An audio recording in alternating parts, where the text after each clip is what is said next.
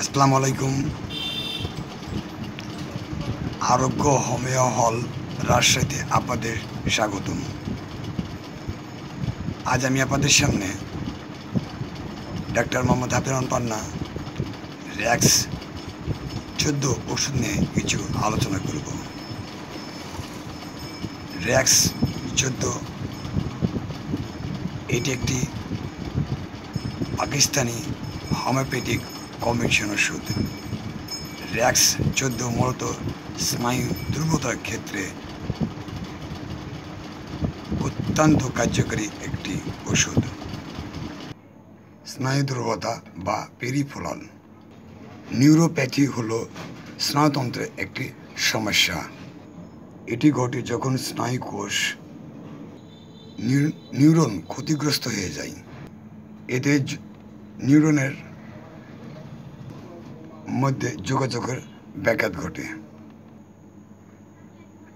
এছাড়াও স্নায়ু দুর্বলতা, অবসাদ, বিশ্রামহীনতা, সবসময় রোগী অপরিচ্ছন্ন থাকে, মানসিক ক্রোধ প্রবণতা এবং ক্লান্ত অনুভব করে, রোগীর অনিদ্রা, স্নায়ু ব্যথা, ঘাড়ে ব্যথা, বাহুতে, পিঠে এবং পায়ে ব্যথা, জীবন ক্ষয়কারী তরল পদার্থ ক্ষয় এবং যৌন অপব্যবহারের জন্য যদি দুর্বলতা হয়, সেই ক্ষেত্রে র্যাক্স 14 অত্যন্ত কার্যকরী একটি ওষুধ। র্যাক্স 14 স্নায়ু দুর্বলতার জন্য উপযুক্ত প্রতিষেধক হিসাবে গণ্য করা হয়। এই ওষুধটির সেবন বিধি: প্রাপ্তবয়স্করা 20 ফোঁটা, শিশুরা 10 ফোঁটা। ওষুধ 1 ডোজ পরিমাণ মতো পানিতে মিশিয়ে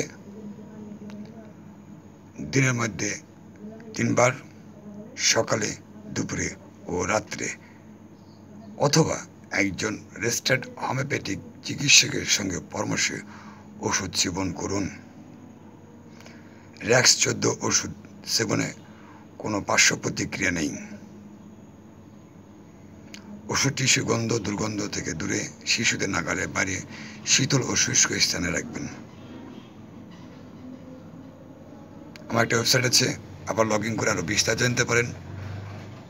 আমি ভিডিওর ডিসক্রিপশনে নিচে লিঙ্কটা দিয়ে দেবো। এখানে আরও বিস্তারিত অনেক কিছু আপনারা জানতে পারবেন।